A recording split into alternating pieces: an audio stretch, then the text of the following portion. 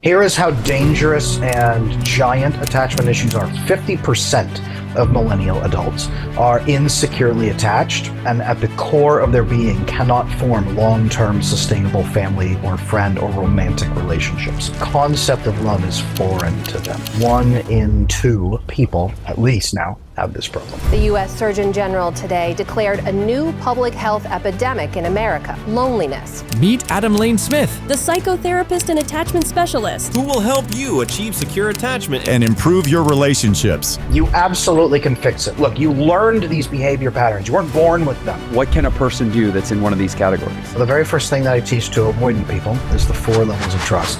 There's actually 5 levels, so I say I lied to you right up front because they expect everyone to let them down. Everybody begins at level 0, and this is not a charity program where you give out love and trust for free. You only go to level 1 when you see that.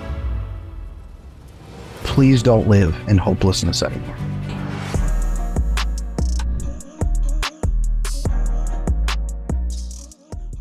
Welcome to another episode of Unlock Your Potential. Jeff Lerner, your host, riveted to be back with you, having amazing conversations with riveting people. That's why I'm so riveted, because that's what we do. Today we are joined by Adam Lane Smith. He is an attachment specialist, attachment as in attachment theory, secure attachment, attachment styles. It's a whole psychology, human connection thing that we're going to get into. He has over 450,000 followers across social media platforms, consults internationally with all sorts of people, really, like everything, military veterans, CEOs, investors, entrepreneurs around attachment issues. So actually, I'm super interested to dig into this. Attachment within business relationships, attachment within personal relationships. We'll get there. And he's appeared on a zillion podcasts talking about attachment issues. He has an attachment bootcamp video course that sounds super cool. His website is adamlanesmith.com. He guides his clients on a transformative journey to unearth and bravely confront deep-rooted patterns and beliefs, sparking journeys of self-discovery and authentic connection. Adam, welcome to the show. Thank you so much for having me here. I love hearing things that I have done in the past. I'm like, oh yeah, I did that. Oh, I did that too. It takes a while. When you start doing all this work, as you have learned yourself, you start forgetting the things you did 6 months ago because the next project is so exciting. Well, I think it actually, I'm really excited you said that, because I think it speaks to this concept that I'm so passionate about, which is that when you really find your thing, I use the term purpose, which can be weighty for some people, but like when you find your thing, it's no longer like, look what I did. Look what I did. It's this is who I am. This is what I stand for. Like the word purpose comes from actually the French word for like a proposal, proposer. It's like to propose something to the world and to stand for that thing. So like you stand for something, which means you're now so much more than just a list of things you've done, because it's become a person you are. And I think that's my theory on why we kind of forget the accomplishments along the way, because it's just who we are and how we are every day now. Have you had the experience, and I'm sure that you have, maybe the people at home have had this too, where you can't talk about your accomplishments anymore because the average person you meet, they're so astounded by it that it feels like you're bragging just because you're talking about your average week? You've probably felt this. Yeah, and even the term accomplishment or achievement is almost, I think, a little bit of a misnomer in that sense. And I want to sort of preempt what you're describing potentially happening to the audience, where as I'm resonating with what Adam just said, I'm not going in my head like, yeah, I am pretty accomplished. Like I get it. It's more of like when you're living in alignment with your calling, you start playing, like your life becomes almost like this game where you're constantly ascending levels and fighting the new, monster at the end of every level. So you get to the next one and the next one and the next one. And your life becomes this constant elevation process that is very different from most people's realities. And so it can sound almost like you're beating your chest when you're just talking about how you're trying to live every day, in a sense.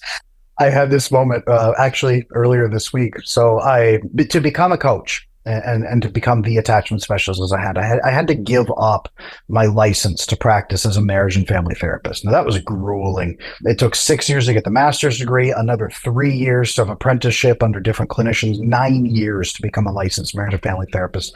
I practiced in the field for years, and when I wanted to go online and help people around the world, my licensing board told me it will be treated exactly like therapy. All the rules will apply. Everything will be the same. So I had to make a choice. I had to cut my license. Terrible, painful. But I've loved every minute of every since. And earlier this week, because I have so many coaching clients coming to me from around the world, high performers, people, executive boards, political figures, Hollywood figures, there's so many people packing in to work on coaching with me, and I love it. And I'm honored to help them. That I've had to go back to the original person who trained me in licensing and say, remember you trained me all those years and years ago. Happy to talk to you again. I'm running a business now, and I'm making quite a bit more than an average therapist would make. And I would you work for me now? You trained me, but would you come work for me now? And I'm trying to be gentle in explaining what I have built since I worked with this person, and it's hard. It's hard to do that, to not accidentally overwhelm somebody. I know you know what that's like. Well, it's interesting, particularly and I'm actually glad we're talking about this in the context of psychology, psychotherapy, coaching, transformational work, let's call it, because I have like no credentials at all in that realm. And I don't get to do a ton of personal coaching, but just even to I run a platform that's called the Life Design Platform. And we have these sort of documented transformational outcomes across a wide breadth of human circumstances that I think would hold up well against any sort of academic scrutiny, or category scrutiny of like therapeutic transformation. And so I'm very aware and almost self-conscious of what you're describing. But I listen, for example, I listened to like Jordan Peterson talk about what he's going through with the Psychology Association in Canada. That's a little different ilk, but I mean, same type of vibe. But I've seen this again and again and again. I have a really good friend who's a therapist right now who's actually got a very pragmatic modality that's got a lot of documented success stories of basically eliminating symptoms of depression in like 4 to 8 weeks. And he's actually bringing it to the internet, and I'm not going to name him. This is about him. I'll let him speak for himself someday, but he's actually in the process of having to let his license go because he cannot help people in the way that he's figured out to, in a way that allows him to reach more people under that. At this point, it's a cage that he's in. Yeah. That was back when I started this years back. I had 25,000 followers. I'm well over 500,000 now. And it was such a painful choice. Like, I wanted to help so many people and teach them attachment theory. I knew I could, right? There were very few people even talking about it at the time. Dr. Robert Glover was an excellent example. He was talking about it quite a bit, indirectly through his book, No More Mr. Nice Guy. I got the honor to have dinner with him a couple of months ago and talk about attachment theory over burgers, which was fantastic. But very few people were talking about attachment theory, and I knew that we needed it in the world. Like you said, we needed this thing in the world so people could understand what was at the core of their problems, not just these diagnoses we throw out at people, but what was causing that, what was causing the unhappiness, what's causing the dating epidemics and the problems in the dating world, 98% of relationships breaking up, what was causing all the sexual frustration in marriages, what was causing the divorce rates, the massive epidemic right now of teenage depression, even 11-year-olds becoming overwhelmingly depressed to extents we've never seen before. What was causing that? I needed to teach people. But exactly what we've seen with Dr. Jordan Peterson, with the licensing boards coming down on him, what we've seen with that filter, it's getting to a point where having a bureaucracy stamp approval on you. Yes, it says you got your training. Fantastic. But after that point, what happens? After that point, can you verify that stamp actually means that you are going to get the help you're looking for? Or are they going to be limited because they can't speak where they need to speak? Yeah, it was funny. I'm re-listening to Nonviolent Communication by Marshall Rosenberg right now. Great book. Which I assumed you'd be very familiar with it. Mm-hmm. And I'm actually re-listening. I just finished re-listening to it, and I'm re-listening to it again because I get in these ruts where I will listen to a book over and over and over and over because I'm trying to get, what do they call it? Unconscious competence, where I've forgotten to even have to think about it to still know how to do it. And so one of the things he talks about is how his work to develop his theory of nonviolent communication, which I don't remember the exact date, but I mean, that was 40 plus years ago that he began developing this theory. He said the seed was planted when at the end of getting his licensing process, so he'd been through all that same schooling that you described, he had like kind of one of his last professor, maybe his like thesis advisor or something, challenged him and basically said, you know, it was his professor who said, like, I think that mental health or mental disease, mental pathology, like the entire foundation of this whole theory that you've just become licensed in and given a decade of your life to, is actually a fallacy. And Marshall Rosenberg was like, what? Why didn't you tell me that 10 years ago? And he was like, oh, you know, and so he said, I ventured forth from that. That was my launch pad into the professional, out of schooling and into the profession, was my professor challenging the entire paradigm of what I had just given a decade to become certified in. And that led to nonviolent communication. That was 40 plus years ago. So I don't actually think this is new. It's maybe just a lot more at the surface.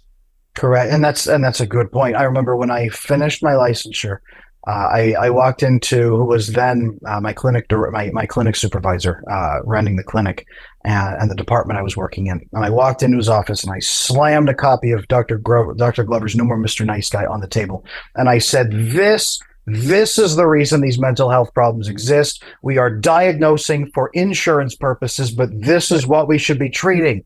And I said, this is what I'm going to treat going forward. And he said, hey man, it's your license. You take care of people in a way that your conscience is going to tell you is right. And it's your license was the thing I was told. And that's the hell of it. Like, if you really want to help people outside of the narrow window of the disease model and the let's medicate you into oblivion model and the you're never going to get better subscription model. Not all therapists are like this, please. I understand. Everybody out there, if you love therapy, fantastic. There's some wonderful therapists, but the model that we are using in America is absolutely flawed. And the fact that so many people are coming out trying to really transform it and have to give up their license and work on the fringes to try to build tells you quite a lot. Well, yeah, I think that the diagnosis prescription model is essentially an insurance construct, but even the licensure model is really a liability construct. It's like it's a defensive play to say, oh, I was certified, right? I remember so I worked through graduate school, all the student loans, and then they said, okay, now you have 3 years where you have to pay a supervisor out of your own pocket, and you got to pay him at least minimum $40 an hour, probably more like $80 an hour. And I was adding up, it's like $8,000 out of my own pocket. And they're like, yeah, you can work through it as fast as you can, but you know, it usually takes people about 3 years to really even get those hours, and then you got to put 4,000 hours of work time in as well. All that's going to be at a decreased pay rate. Some of it's going to be for free.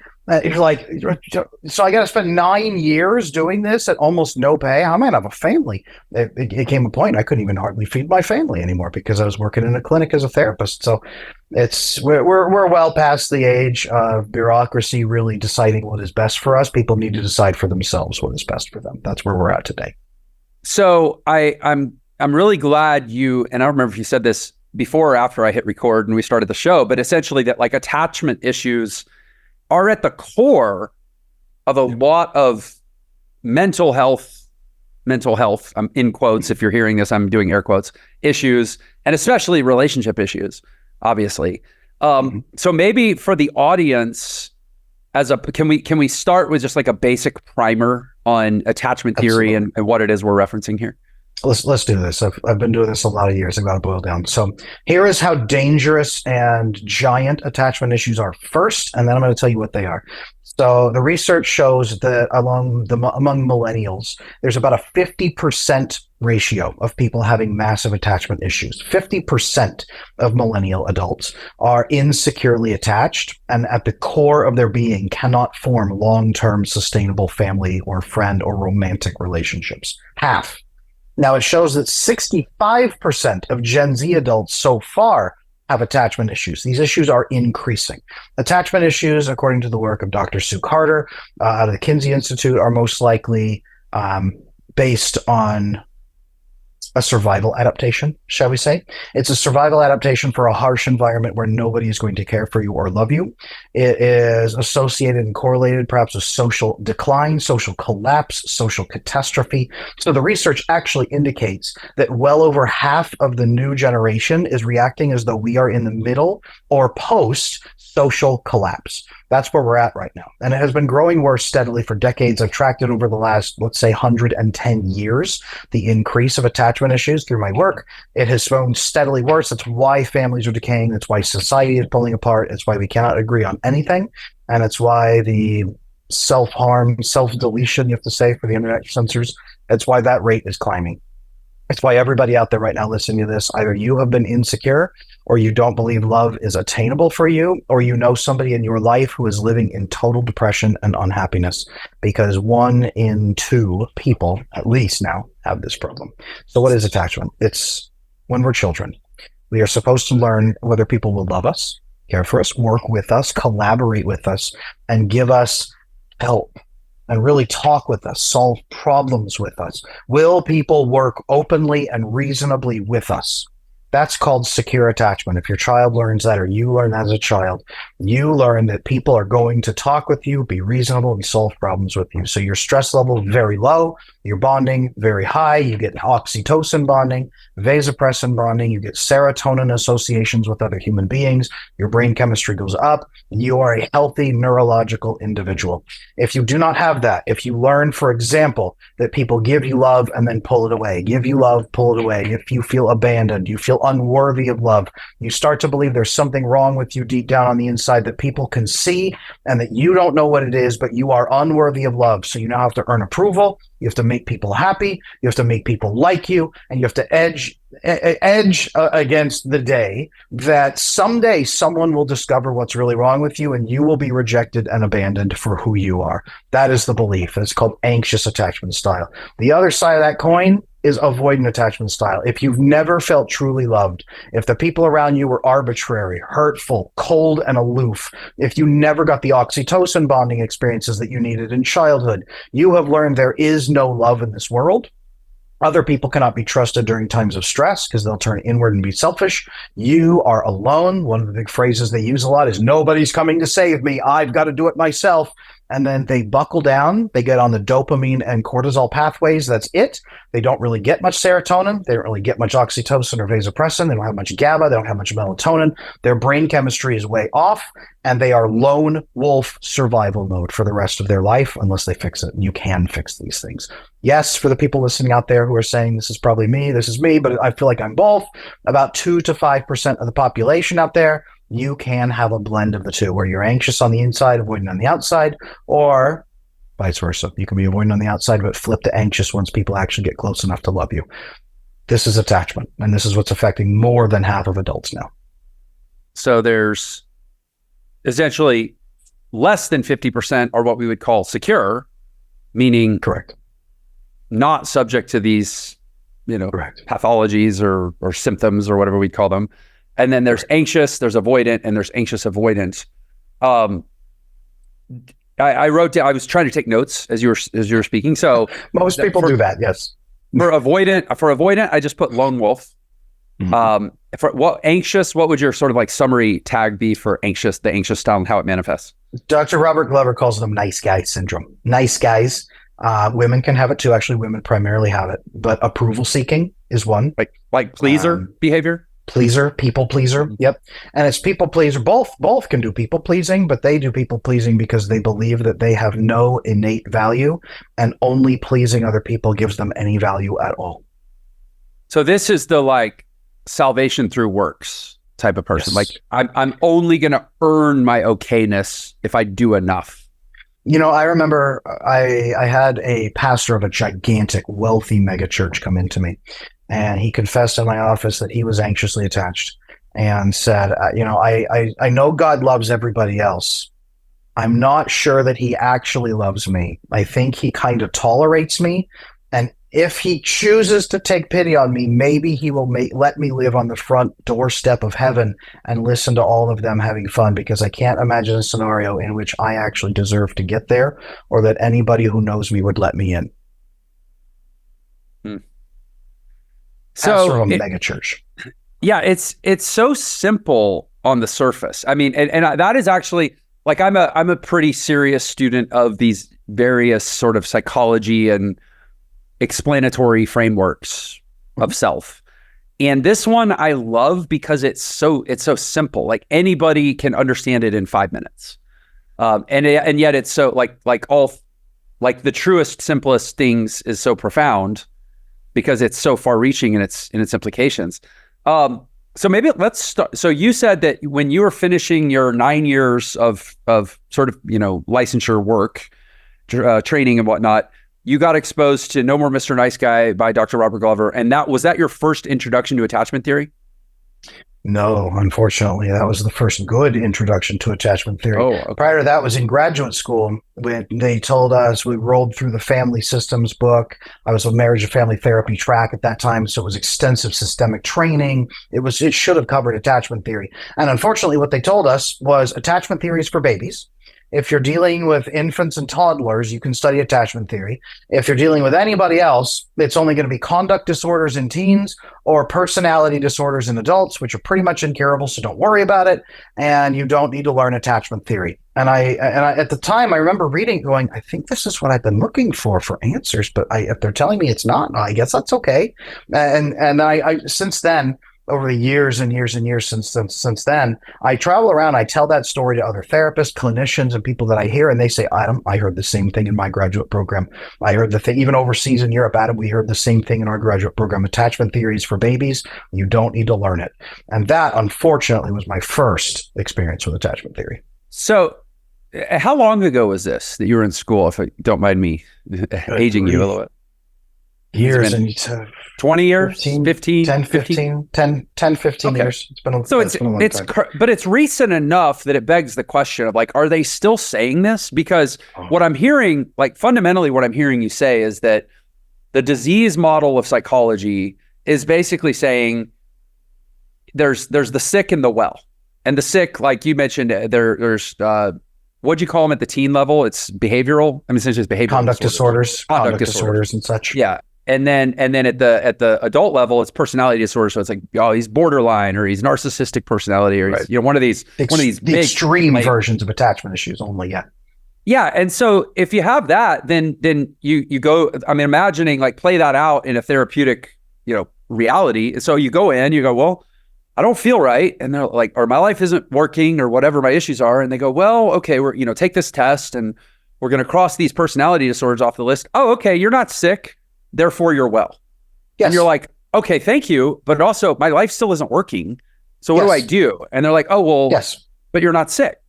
Like, that seems so stupid. I mean, it's actually hard for me to believe that is actually still happening, but I believe that it is. It's just shocking. I know. And I have many, many, many psychology students writing to me and saying, Adam, I'm still in graduate school. Yes, they're still telling me this. I'm so glad I found you because I felt like there was more to attachment theory than they told us in grad school, things like that. I'm still hearing this from just all over the world, grad students writing in. So I know it's still happening, unfortunately. And as far as people going in and getting those diagnoses, they go in, they have to give you a diagnosis or they cannot treat you because insurance won't cover it. And then they're going to be staring at you saying, I'm sorry, you can't come back. So typically what they'll diagnose with is the catch-all, the workaround that most therapists use is the catch-all adjustment disorder, chronic with depressive symptoms or with anxious symptoms is usually. So it's like you have a broken arm, you have a sprained ankle, and they diagnose you with that. And then they have a limited window of time to work with you, but then they try to solve the real problems. Sometimes they'll diagnose with generalized anxiety disorder where you just have anxiety because both of these attachment issues. Well, when you don't get the proper attachment to people, then you don't bond fully with them, then you have high cortisol flooding your system. What the cortisol does is go on and block the receptor sites for oxytocin. Oxytocin is that hormone that makes you feel loved, accepted, bonded properly with people. When you have oxytocin, it releases GABA, G-A-B-A, gamma aminobutyric acid. When you have that suppresses the release and the expression of future cortisol events, so you don't get as stressed out. That also helps you release melatonin, so you sleep better at night. As you get oxytocin, you usually get serotonin, the contentment neurotransmitter. And through all of that, through sleeping better, you also get more of that. So when your relationships are good, your brain is good. When your relationships are bad and you're not getting the oxytocin you need, of course your brain and your neurochemistry is bad. So what do? We throw people on an SSRI, right? Okay, we will just delay the reuptake of your serotonin. Well, you are running on absolute scraps and fumes of barely any serotonin anyway, which is why most guys in lone wolf mode, they're jacked, they're fit, they're at the top of their game, they got a $5 million net worth at age 25, age 30, they've got 3 houses, and they are wretchedly miserable on the inside. They are terribly alone, and they are doing everything they can to boost the scraps of serotonin they get because they don't realize they're supposed to be getting the primary amount of serotonin through their relationships. So these guys are terribly unhappy, massively high performers. Their brain chemistry is off. They go to the doctor. I guess you're depressed. Here's some meds. The meds hit 15, 20, 30 different things, give them a massive amount of complications and side effects, and it still doesn't fix the problem. And they say, Adam, I'm still not happy. Well, yeah, you haven't fixed your relationship patterns yet. Jeff, is that resonating with you? You've seen these guys. Yeah, it does so much. I think about half the guys I went to high school with became those guys. And I think I was 50%. There you go. And to be fair, I think I was at risk. I think I felt that risk early in my life, and I didn't like the way it felt. And so I made some very unconventional life choices that took me down a really different path. But I had a lot of scorn and judgment around my life choices because what you described is actually normative in the world. And it would have been much more approved of if I had gone that route. So yeah, the reason I'm always trying to go a layer deeper. And it's like, to me, I agree with you, or I resonate with what you're presenting me, which is, it seems very obvious to me that attachment disorders are like at the core of a lot of social issues and individual issues. And even, I love that you called out generalized anxiety disorder. I've always wondered about that diagnosis. Like, so basically you're diagnosing someone as like, they worry about stuff. They feel worry and fear in their body and they can't quite figure out where it comes from. And that's your diagnosis. Well, thanks, Captain Obvious. Why? But it doesn't come from anywhere. It's just a magical thing that just appeared, and you're going to need 3 meds for it, and then you're going to need 4 meds for those side effects. Yeah. And so you have, but to me, and actually I want to forgive me a little bit of a tangent on something I was ruminating on last night. But I think it actually, I just, as a little bit of context, I teach a methodology that my wife and I developed called love-based leadership, which is essentially, I mentioned nonviolent communication. It's sort of like taking that sort of like neutral power dynamic relationship model or communication model, or model of relating to one another, not necessarily relationship per se, and then like scaling it to the level of organizational leadership. Like, what would it look like to run a company or an enterprise on similar foundations of nonviolent theory? And anyway, but as soon as I start talking about love-based leadership, especially with business people, you feel this sort of resistance where like, oh, this is one of those like touchy-feely love guys. Because there seems to have emerged in the modern world this desire to reduce the significance of love as the elemental energy of human life. Like, oh yeah, love was a big deal back when poetry was a thing, but now in the modern world, it's, we don't need it anymore. Like, no, man, like you need love, and the way you love and the way you feel about love and the way you practice or try to get love and give love, like that is at the foundation of your life. I don't care how American Psycho you fancy yourself. Now, let's jump in there really quick. Yeah. 1 in 4 people are avoidantly attached. They have never experienced real oxytocin bonding, which is that feeling of being loved. They've never really experienced the serotonin release associated with a good conversation, good connection with somebody else. They actually have no biochemical markers at all to understand the concept of love. So one of my dearest friends in the world, he's avoidantly attached. And if I talk about love, he almost throws up because he has no framework for it at all. So I say, oh, this will be a loving, fulfilling relationship. He goes, Adam, don't talk that way. And I say, okay, it will be a fruitful and sustainable relationship. And he says, okay, that I can understand. That makes sense. It must be couched in terms of that logical piece, because so many of these people, primarily men, have never really experienced love, and it's terribly sad. Yeah. And so to sort of like take that and run with it, though, it's kind of like you've heard the saying, like, it doesn't matter if you believe in God, God believes in you. it doesn't matter if you believe love is important. It's still, it's as foundational to your reality as gravity. Like, it is at the core, whether you deny it or avoid it or are ignorant of it or whatnot. Like, it's there, and unless you can reconcile your relationship to love and develop an applied theory of love in your life and have intention and have awareness around it, like, I would almost say, like, make love at the center of your life, then and why wouldn't you? Unless you just want to be unhappy forever. I guess sort of my question. I hear that. For any human being who has experienced love, 100% agree with you. 75% of people, even anxiously attached people, they're actually very addicted to oxytocin, and they believe they can't get it on their own. So they're desperately looking for someone almost to pollinate them like a flower, to make them feel the experience of oxytocin and love. They're junkies for it. Disorganized folks as well, the blend of the two. And securely attached people would all agree. 75% of the audience right now is going, yeah. That 25% is saying, I have no idea what this man's telling me. Why is he doing this? Like, I have a whole, you want to laugh a little bit? I have a whole spiel that I do on this. Yeah. Laugh a little bit? Please. Oh, go. All right. Audience at home. Here we go. To be an avoidantly attached person in this world and to not know what love feels like is like living in a village on the beach, where the beach is covered in bright pink seashells. They're very beautiful seashells. Everyone in your village is obsessed with these seashells, and you use them as currency, which is a pretty stupid idea because you can just walk around picking up these seashells anywhere you want. So if you don't have enough currency to buy something, you pick up more off the beach. It's the worst society ever, and you don't understand it. You collect practical things. You collect iron ore, you collect wood, you collect any little pieces that will help you survive. You are enormously practical. You have no comprehension why everybody around you is so obsessed with seashells, but they are.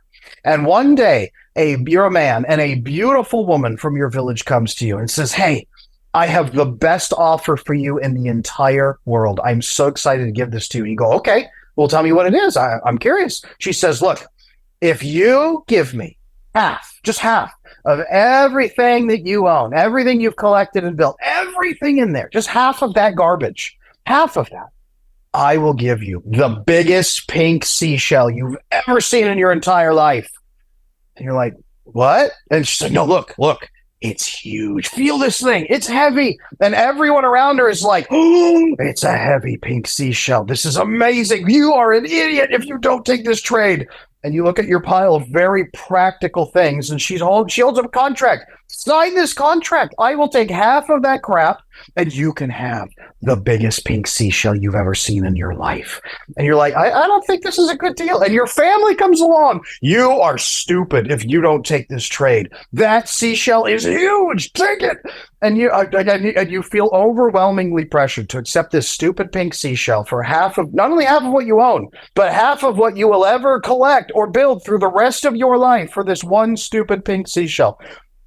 This is what it's like for somebody who's never experienced the biochemistry of real love and real connection, somebody with lone wolf syndrome. They don't understand because they're on the cortisol dopamine pathway. So they think everybody that talks about love is talking about dopamine release, especially novelty dopamine from the first 5 months of a relationship. They think you're talking about dopamine. They think that I can go get dopamine if I go get Starbucks and drink that. I can get dopamine playing video games. I can go get dopamine running and playing. I can get it playing video games. I can get it gambling. I can get it with a prostitute. I can get it at the strip club. I can get it with this girlfriend, then that girlfriend, then that girlfriend. I can get it on Tinder right now. Why would I give half of my things for this stupid pink seashell you're waving in my face? I don't care how big that pink seashell is.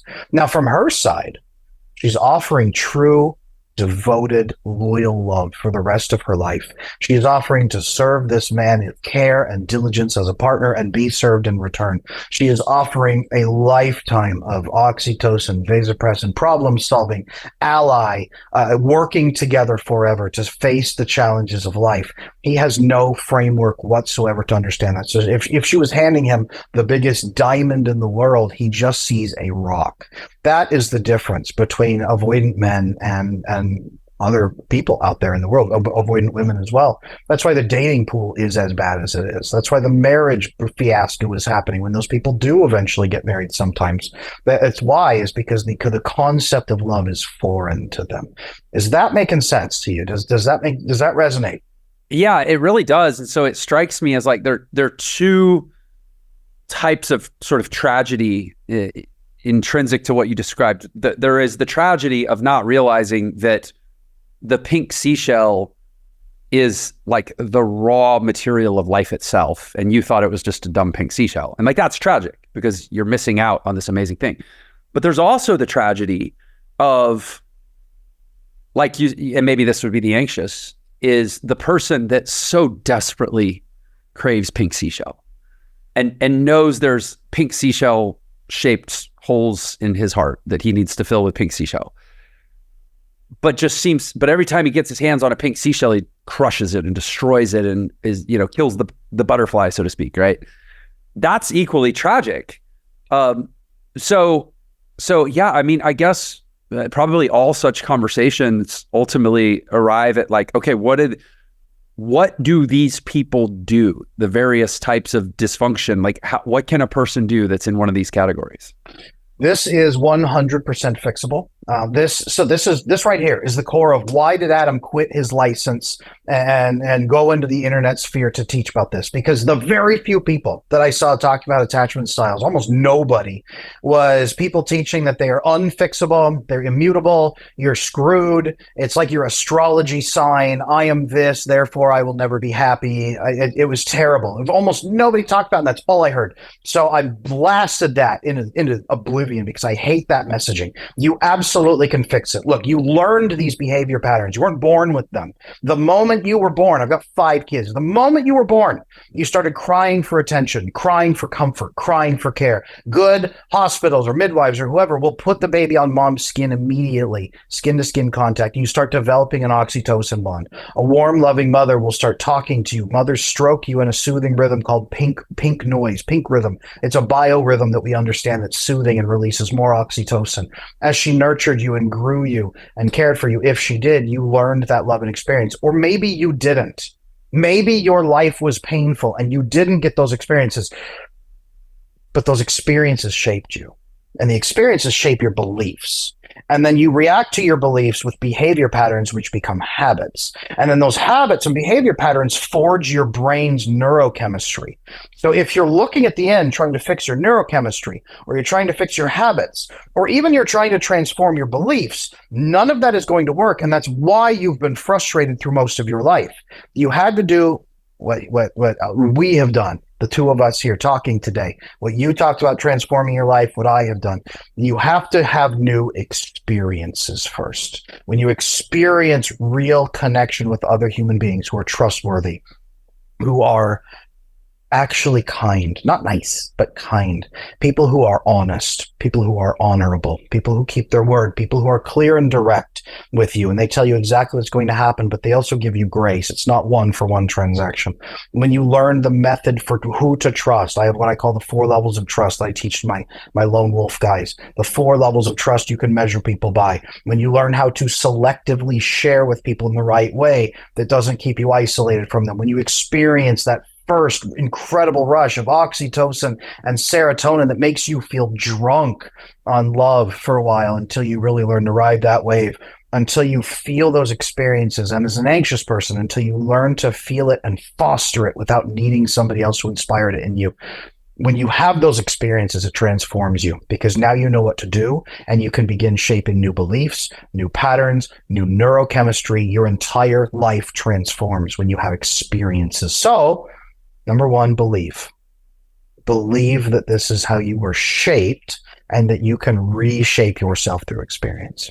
Number 2, learn the skills and systems that will help you build relationships with confidence, with peace, with clarity. Learn those things so you can just build those experiences and then have those experiences and continue having experiences, talking openly with people, sharing with people, even telling them that you have attachment issues. That itself is a revealing conversation. You experience acceptance, you get your oxytocin, your serotonin, that starts shaping you. As you start down that journey, it becomes addictive. And you cannot go backward because you cannot live the way you have lived anymore because you were so desperately unhappy and you move into a new life. It is so fixable, you guys out there. It is so fixable. Please don't live in hopelessness anymore.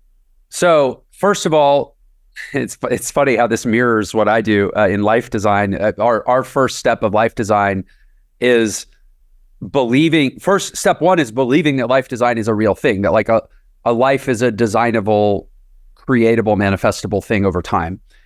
And then the second level of belief is believing. There's step one is like generally believing that it's true. Step two is believing that it can be personally true for me, because we have so much human resistance. Like, yeah, we'll begrudgingly accept a general truth, but we'll still have a million reasons why it can't be true for us, right? Do you encounter that a lot, where people are like, oh yeah, the theory sounds great, but let me tell you why I'm in some sort of exception. Every person thinks they're an extreme case. Every person thinks they're the exception. Every person is skeptical about themselves and how it could possibly work for them. Every person out there, no matter what, every person says, I'm probably going to be your hardest case. No, you're not. Right. Okay. And then so I'll say, like, I'm taking notes again. It's like what to do. All right. 1A is believe that attachment theory is a valid theory. It explains a lot and change is possible. Step 2 is, or step 1B is believe all of that specific to myself and my present reality. And then what was second one? It was generally, I wrote create new experiences, but I think you labeled it something specific. Skills and systems. If you grew up in a healthy family, you would have learned the skills and built the systems that would have carried you through with great neurochemistry. Your family didn't do that for you, unfortunately, for maybe a variety of reasons. But you didn't learn the skills. Now you can, and you didn't build the systems. Now you can. It's just applying those things now as an adult that you didn't get the opportunity to get or build as a kid. Okay, so skills and systems, essentially, because it's not, I mean, if one is fortunate enough, and I will actually say I was fortunate enough at one point in my life to find, within a couple of years of each other, a woman who had authentic love to give, and we still had a lot of skills to develop together around how to transact. I don't like the term transact, but you know what I mean, give and take, or exchange, let's say. And then within a year and a half of that, a therapist. And between the two, and with her, we develop skills and systems to. So I will say I've experienced the change is possible, because I spent.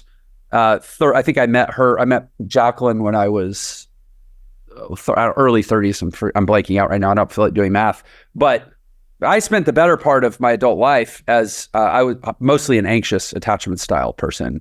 I had 2 divorces, both marriages characterized by, if I could just get it right or do it better, it would have been okay. I would have qualified for the love, kind of vibe, and a lot of trauma and whatever. And then with her, and now, I mean, fast forward, we've been married 13 years, I think. Again, I don't feel like doing math right now, but it's about 13 years, I think. And it's like, I live it. I get that, like, every day I cannot wait to get home because I know there is oxytocin waiting for me. Right. Mm-hmm. But skills and systems, I love that you defined that, because most people are not going to just stumble their way into these new rewiring experiences. In fact, they're much more likely to stumble their way into a recurring pattern of the same old negative reinforcing experiences, because you attract what you expect, in a sense. So can you maybe dig in a little on these skills and systems? Like, what do they look like? Absolutely. Even at a high level? Hey there, it's Jeff. So real quick, I want to let you know about my text message community. I use text messages to provide unique value to the Unlock Your Potential community. These texts could just be random thoughts. It could be letting you be the first to know about an event I'm planning, maybe giving an update on a special I'm running or some free training that I host for my community. Anyway, just shoot me a text to get subscribed to the list. The number is 702-996-3926. Again, that is 702-996-3926. Let's get back to the podcast. Absolutely. So the very first thing that I teach to avoidant people is the 4 levels of trust. There's actually 5 levels. So I say I lied to you right up front. There's 5 levels. And they laugh because they expect everyone to let them down. But the 5 levels, level 0, everybody begins at level 0. And this is not a charity program where you give out love and trust for free. So level 0 is simply, I don't have enough data to trust you in any way, shape, or form. You only go to level 1 when you see that person is consistent and self-policing with an honor code or a behavior code that you understand that they have made explicit to you. This could be their religious code. This could be four classic virtues. I teach, pick 3 principles that resonate with you and live to them and build your own honor code. There's a variety of pieces, but they must have a conscience, basically, and be self-driving to live correctly, especially during times of stress. And if they get it wrong, they are self-atoning, where they come to you, they police themselves. I'm sorry I made this mistake. Here's what happened. Here's what I'm going to do to fix it. You don't have to make them do it. They are accountable to themselves in that degree. Level 1, basic trust. Level 2, they have a goal that they are consistent and self-policing towards, so that you can predict what they'll do. And you respect that goal. It's not, I'm going to steal all the money in the world from old ladies and be rich. It's, I'm going to build a great family, build good company, take care of people, change the world, something. And they're actually making steps toward it continuously. They don't violate it. You always know level 1 and 2 how they're going to react, so you can calm down and be de-stressed in their presence and be calm in their presence. Level 3 is mutual acceptance. Can we really connect? Can they take ownership of their problems, but also articulate their problems to me without being defensive and let me know how that's going to impact me? And then they step in and solve those problems when they come up, so I know what their flags are, I know what their problems will be, and I can make an educated decision to be around this person, knowing that they are not going to explode on me. Can they accept my baggage and return my challenges as I'm working on them, as I take ownership of them? Can they accept those parts of myself without attacking me for them? Level 4, once you've built all of that, is mutual acceptance, right? Mutual acceptance mutual fulfillment. Mutual fulfillment. Can we talk about what we each need from the other person? Hey, I want to be the best partner you I possibly can. What are the 3 things you need from me, and why, and how often? What does it mean to you, and how often do you need it? Okay, these are the 3 things I need from you. Can we take care of each other in this way, back and forth, and really fulfill each other? And it's those 4 levels. Most people, unfortunately, skip all 4 levels of trust and jump into all feelings, which is why at about 7 months to a year, most dating couples say, oh my gosh, we're not having good feelings anymore. It feels awful. And now we realize there's no trust between us. What's happening? What are we going to do? Okay, now we have to have all the hard conversations. That's why they break up. That's why they're miserable. Have those 4 levels of trust. Go through people with that in your life. What I have my coaching clients do is say, these are the 4 levels. Rate the people in your life according to those 4 levels. 1, 2, 3, or 4. Put a star next to anybody who is ready to go up 1 level, that you'd like to test them up 1 level, and then have a conversation with them around that. And we work on what their custom conversation should be to help them go up. With anxious people, learning the 4 levels of trust is important, but then I flip it and say, this is what people want from you. This is why people haven't pursued you for relationships, because you violate level 1. You do what pleases people, and you break your own boundaries, and you don't police your own honor code, or you get defensive, or you just collapse, and you don't live up to level 1. Level 2, you don't even chase your goals because you're so focused on other people liking you. Level 3, you can't take ownership of your mistakes. You just think that you're hopeless.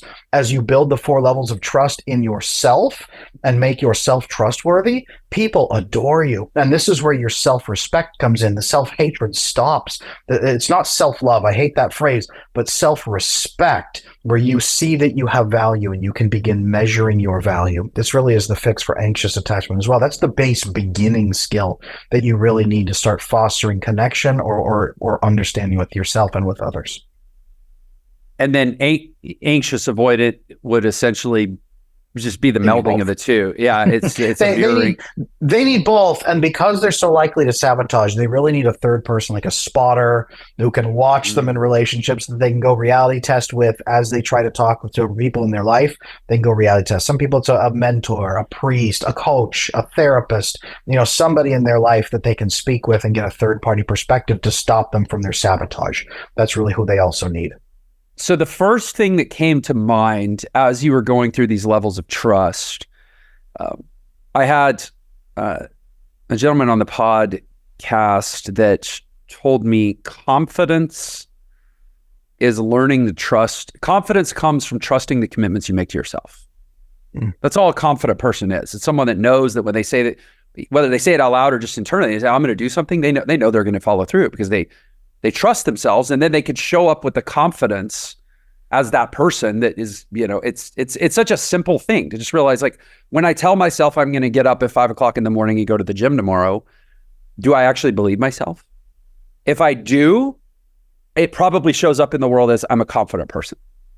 It was Ed Milet that told me that, who's like the most like quiet, like I don't know if you know Ed Milet, but he's super confident, but like also not arrogant and annoying about it. Like it's like, oh, that, okay, thank you for telling me not only telling me what that means, but showing me what it looks like.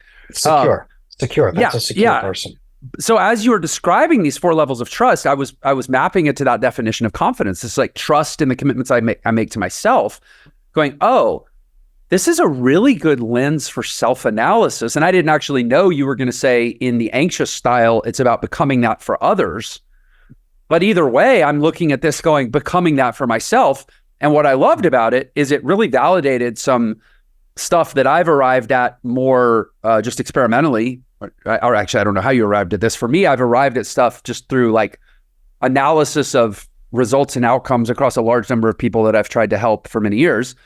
And I always landed on this fundamental of like, until you know what your core values are, or even the word purpose attaching to the word for proposal, that which I stand for in the world, like my axiological foundation.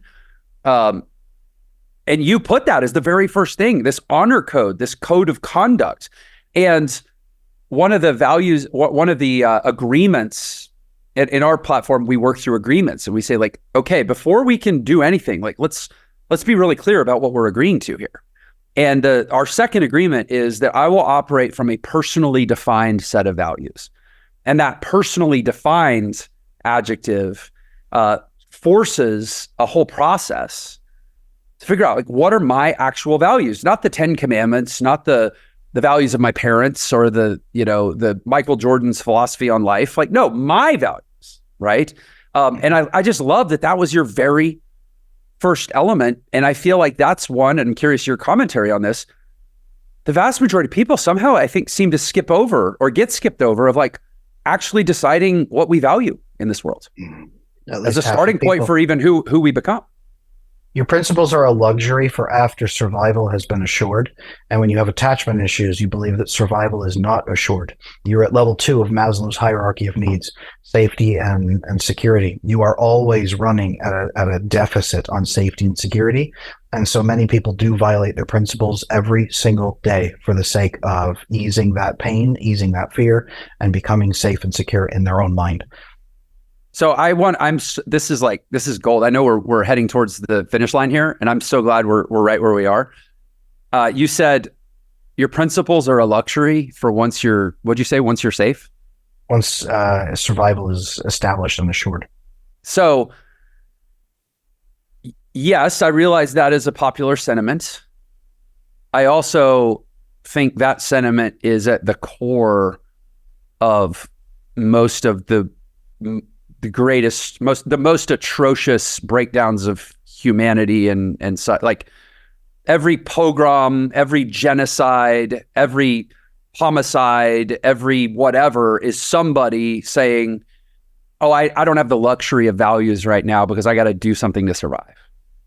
So as a fanatically devout Catholic who was just sitting at the table this morning with my kids reading to them from the Book of Saints, who are people who keep their principles even unto being beaten and stoned and burned to death while still, singing the hymns to God.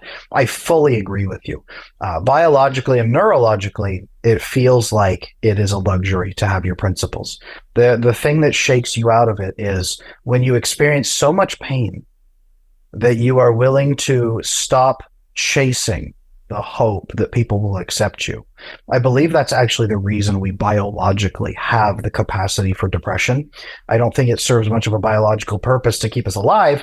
I think that it is supposed to be a level of misery and struggle and pain that if we are violating our principles that significantly, we stop caring about other forms of pain and start listening to that emotional pain. And it's the, as my dear friend would say, it's the F it moment of I will say what I need to say. I will push back. I will finally apply a boundary. I will finally live my honest truth. And that's when people start listening to you and things improve and things change. So most people, unfortunately, don't fix their lives, as you know, until they reach that rock bottom moment where they say, I cannot endure this anymore. Anything would be better than this. I'm finally willing to have an honest conversation. That's really 100%. So I'm very much with you on that. So Freud said that depression is rage turned inward. And I've always liked that. I don't love everything Freud said, but I've always liked that one because I feel like it aligns with what you just said. And the note that I took as you were describing that is depression is a specific type of unendurable pain to force us to change. Yes.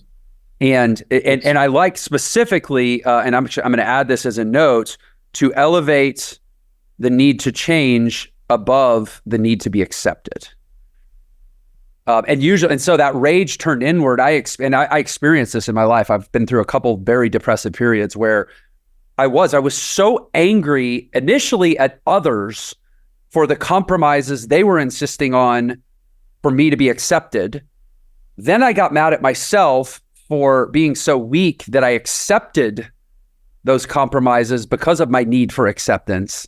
And then it went internal where I just felt so bad. It wasn't even really cognitive or logical anymore. It was just this intolerable signal. And so yes, I think this fundamental question of like, and actually I have a Instagram quote that is probably still one of the ones that gets commented on the most. And it was something like, the only fundamental question in life is, will I bend my principles to the life I want to live, or will I bend my life to the principles I want to live?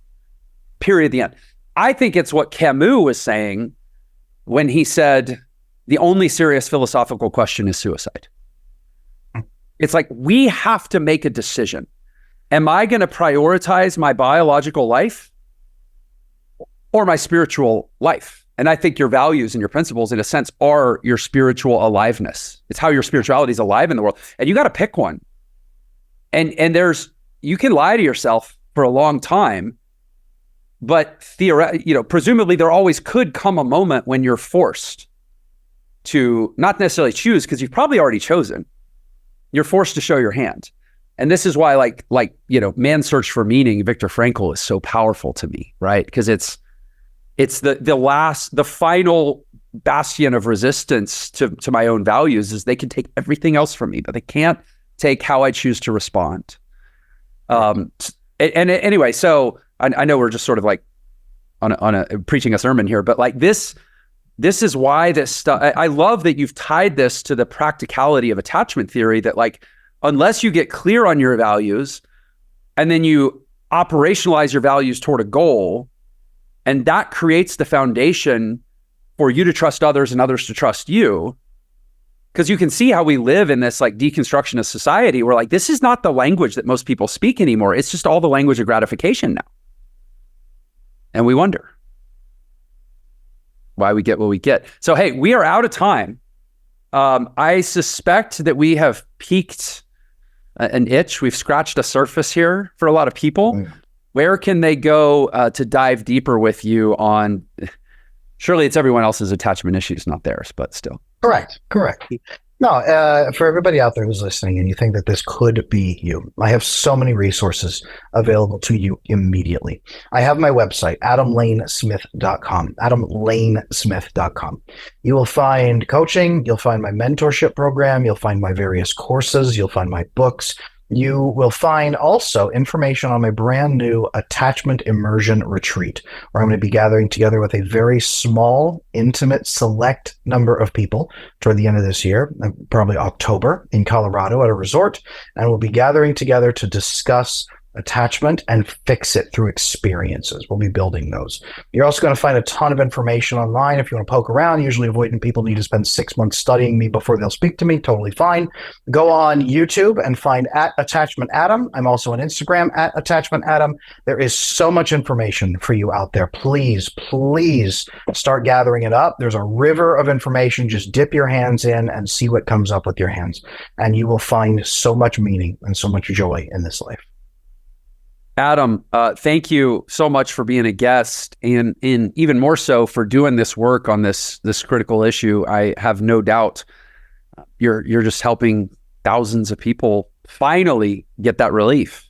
So thanks. My goal is 1 billion in the world. If I can help 1 in 7, then I think the human race will do okay. Yeah, we need it for sure. So again, thanks for being a guest on the show. And of course, to all you viewers and listeners out there, thank you for being here. You're the best part of the show. You're why we do it every time, and we can't wait to see you next time. Take care. If you loved that episode, then you're definitely gonna love this one. Check it out.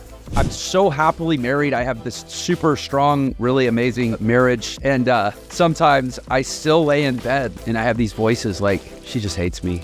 And one day she's just gonna have to let me know that she's out. Until we actually reprogram those subconscious core wounds, those things will come up in our thought patterns.